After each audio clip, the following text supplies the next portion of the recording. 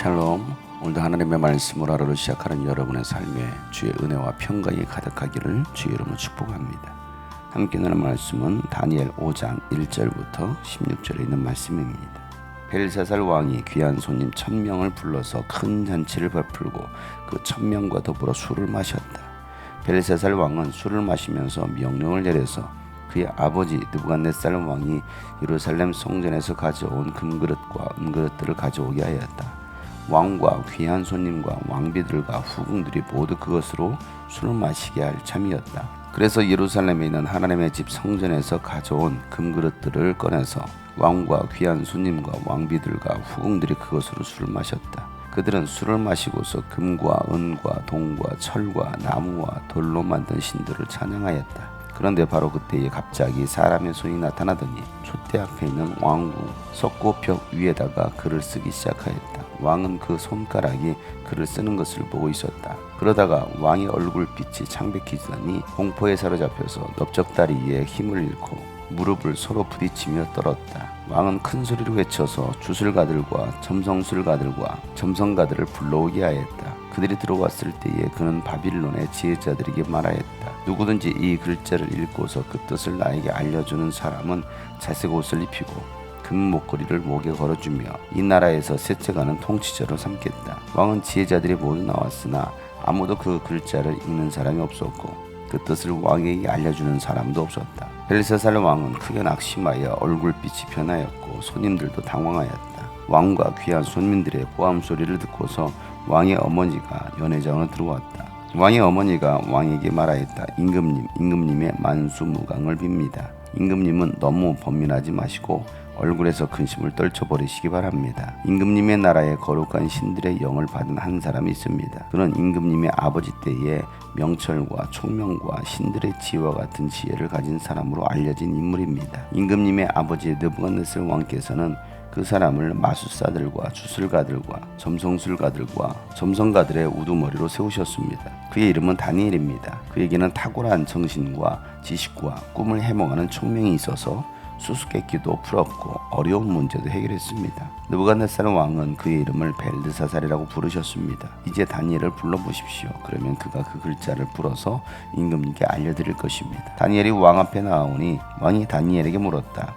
그대가 바로 나의 부왕께서 유다 포로 가운데 하나인 그 다니엘이라는 사람이요? 나는 그대의 이야기를 들었소. 그대에게는 신들의 영이 있고 명철과 총명과 탁월한 지혜가 있다고 들었소. 내가 지혜자들과 주술가들을 이리로 불러와서 이 글자를 읽고서 내 앞에서 그 뜻을 알아내라고 하였으나 그들이 이 글자의 뜻을 나에게 풀이하여 주지 못하였소. 그러나 나는 그대가 글자를 해석할 수 있고 어려운 문제도 풀 수 있다고 들었소. 지금 그대가 이 글자를 읽고 나에게 뜻을 풀이하여 주면 그대에게 자색 옷을 입히고 목에 금 목걸이를 걸어주고 이 나라에서 셋째가는 통치자로 삼겠소. 아멘.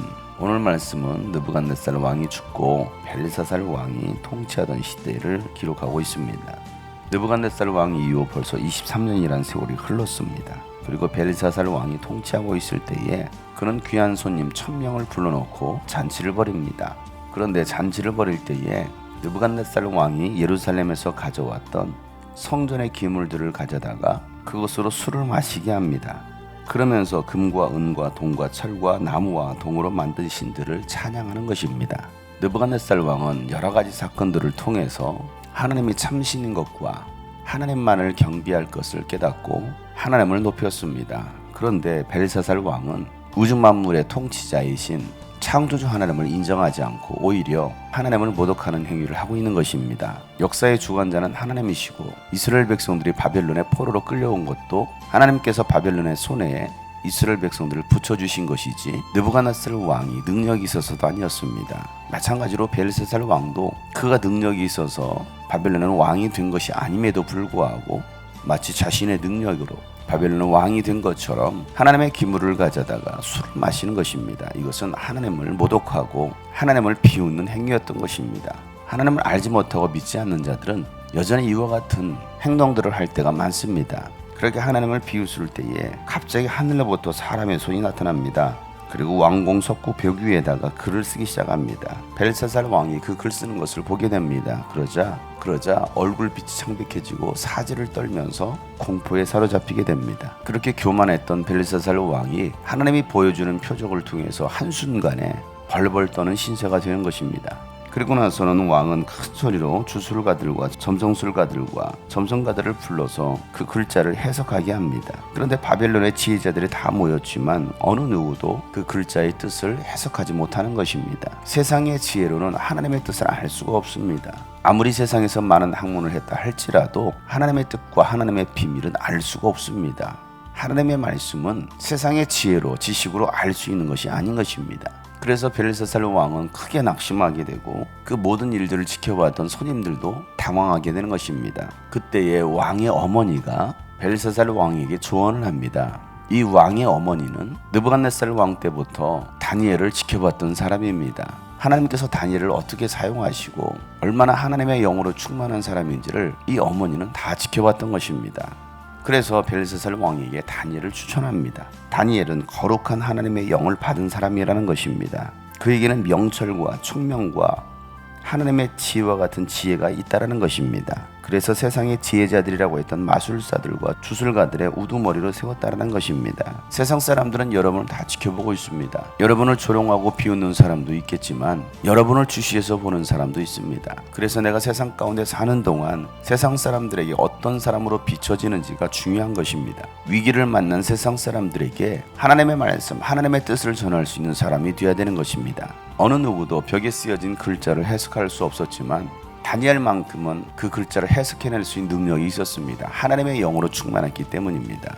세상에서 번민과 두려움에 떨고 있는 사람들에게 인생의 해답은 예수님이라고, 오직 하나님 안에 답이 있다라고 말할 수 있는 사람이 되어야 됩니다. 세상 사람들은 답을 제시할 수가 없습니다. 아무리 많은 것들을 배웠다 할지라도, 많은 것들을 가졌다 할지라도 이 우주 역사의 주관자는 하나님이시라는 것을 알지 못하는 자들은 결코 인생의 답을 말할 수가 없는 것입니다. 사랑하는 여러분, 여러분들은 세상 사람들에게 어떤 사람으로 비춰지십니까? 여러분이 어떤 사람이라는 것을 세상 사람들이 알고 있습니까? 하나님의 영으로 충만한 사람입니까? 아니면 세상의 영으로 충만한 사람입니까? 세상 사람들에게도 인정받는 사람입니까? 아니면 무시당하는 사람입니까? 여러분 안에 진리가 있고 세상을 향하여 진정한 답을 줄 수 있는 하나님의 말씀이, 하나님의 영이 여러분 가운데 충만하기를 축복합니다.